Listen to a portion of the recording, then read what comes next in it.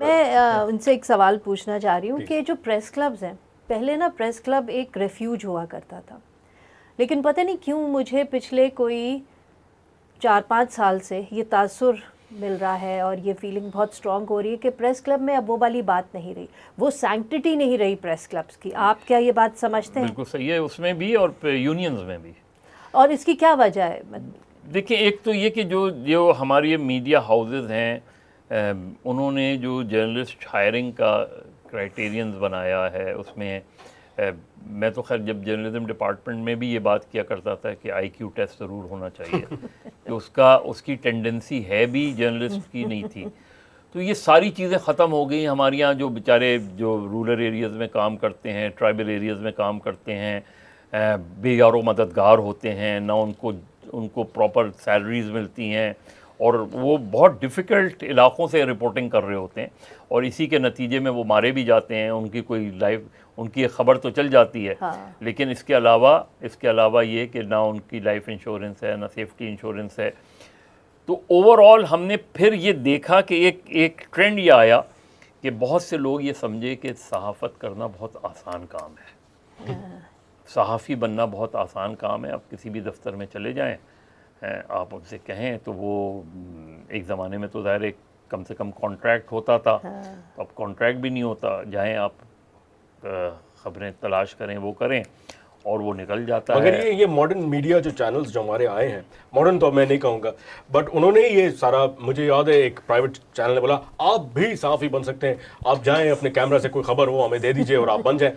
صرف یہی نہیں ہوتا. ہمارے یہاں ایک زمانے میں ایک انگریزی اخبار تھا دی نیشن، اب بھی ہے. اس زمانے میں ایک اشتہار چھپا تھا جس پہ ہم نے کافی کرٹیسائز کیا تھا کہ we need honorary reporters. Honorary reporters اس کا کیا مطلب ہے؟ اس کا کیا مطلب ہے؟ ہاں.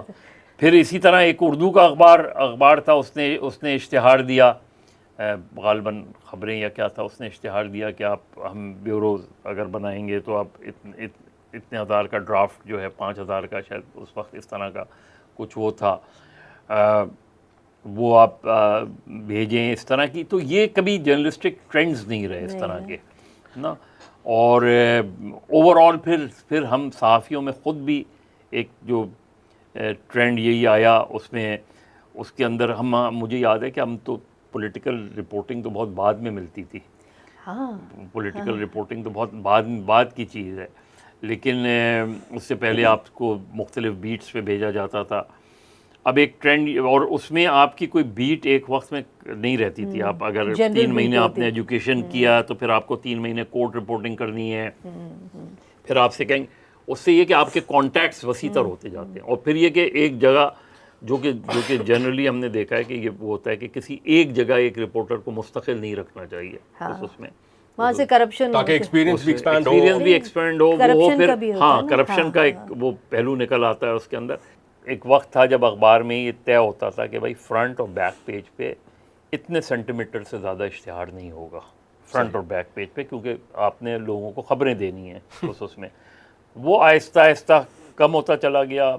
پھر ہم نے پورے فرنٹ پیج پہ اشتہار، وہ تو سر پیسہ پیک تماشا دیکھ والی جو ہماری، تو اس سے تو بنیادی طور پہ میڈیا کا فائنینشیل ماڈل ذمہ دار ہے اس چیز کا، حکومت کی پالیسیز ذمہ دار ہیں، جنہوں نے اشتہار کو پولیٹیکل بلیک میلنگ کے لیے استعمال کیا. جی وہ بھی تو ایک پرابلم ہے نا جی، کہ کچھ اب آپ دیکھیں گے کہ بائسنس چینلز پہ، ٹھیک ہے امریکہ میں بھی ہوتا ہے، آپ کے پاس فاکس نیوز ہے، آپ کے پاس CNN ہے، دو ایک الگ پارٹیز کی رہنمائی کر رہے ہوتے ہیں، ان کی وائس ایک بنے ہوئے ہوتے ہیں. بٹ یہاں پہ بھی ایک پرابلم ہے، یہاں پہ گورنمنٹ فنڈنگ سے، جو گورنمنٹ کے اشتہار فنڈنگ سے جو چل رہا ہوتا ہے، ڈونٹ یو تھنک کہ وہ ایک مڈی کر دیتا ہے سارا آپ کا نیریٹو بھی اور آپ کی ساری چیزیں بھی، ایک بیان، آپ کا بیان ایک طرح سے. ہمارے یہاں اوور آل ڈکلائن آیا، جو پریس کلبز میں بھی ہمیں پھر نظر آیا، جو یونینز میں بھی ہمیں نظر آیا، اور اس کے بہت سے ریزن ہیں. جس طرح بھی آپ نے کہا ہم نے تو دیکھیں اس میں پریس کلبز میں جو ایک زمانہ تھا جب پریس کلبز میں بہت ہی کریٹیوٹی نظر آتی تھی. پریس کلبز میں اس طرح کے پروگرامز ہوتے تھے جس میں ہم شاعروں کو بلاتے تھے، ادیبوں کو بلاتے تھے، سیاستدانوں کو بھی بلاتے تھے، ان سیاستدانوں کو خاص طور پہ بلاتے تھے جن کو اخبارات میں جگہ نہیں ملتی تھی، اس میں جن پہ پابندی تھی۔ اسی طرح جب جوش ملی آبادی پر پابندی لگی تو کراچی پریس کلب نے انہیں تاحیات ممبرشپ دی، حبیب جالب پر پابندی لگی تو تاحیات ممبرشپ دی، انہوں نے فیض احمد فیض پر پابندی لگی۔ تو جہاں حکومت پابندی لگاتی تھی وہاں پریس کلب کے دروازے ان کے لیے مگر کھولے جاتے اب تھے۔ ایک ہم نے دیکھا جب سے یہ میڈیا چینلز آئے کہ لفافہ صحافی یہ بہت کہا جاتا ہے، دیکھیں جی لفافہ صحافی پرانے ہیں، پرانے تو ہیں ہاں وہ مگر ہم پرنٹ نے کے زمانے سے ہیں، وہ تو جو شروع سے لفافہ ٹرانسفر ہونا سیاستدانوں کے لیے بریف کیس کہہ سکتے ہیں آپ، ان کے لیے لفافے کہہ سکتے ہیں۔ لیکن اگین میں نے کہا کہ آپ کسی بھی، چاہے وہ پالیٹکس ہو یا جرنلزم ہو، ہم کو اس کو جنرلائز نہیں کر سکتے۔ ہاں ہیں، اس میں تو کوئی دو رائے نہیں ہے، اس میں ہوتی ہیں۔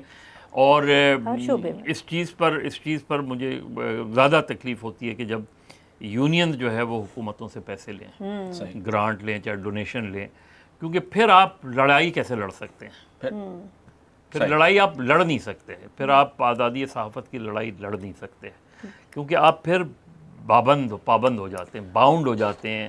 وہ کسی وقت بھی کھڑے ہو کے آپ سے کہہ سکتے ہیں یار ہمارے سے پیسے لیتے اور ہمارے خلاف آپ ایگزیکٹلی، پھر وہ فنڈنگ بھی رک جائے اور پھر وہ حلوے مانڈے بھی اور رک اسی جائے۔ طریقے سے جو لفافے، آپ لفافہ جرنلزم میں ایک مرتبہ لاہور پریس کلب کا ایک الیکشن ہوا، اس میں ایک گروپ نے یہ کہہ کے لڑا کہ ہم لفافہ جرنلسٹ، ماشاء اللہ، ہاں وہ لفافہ پینل ہوتا تھا، پینل تھا وہ اس میں۔ چلے ایٹ لیسٹ انہوں نے ایکسیپٹ تو کیا۔ سوسائٹی میں، اصل میں سوسائٹی میں کرپشن کو ایکسیپٹ کیا گیا۔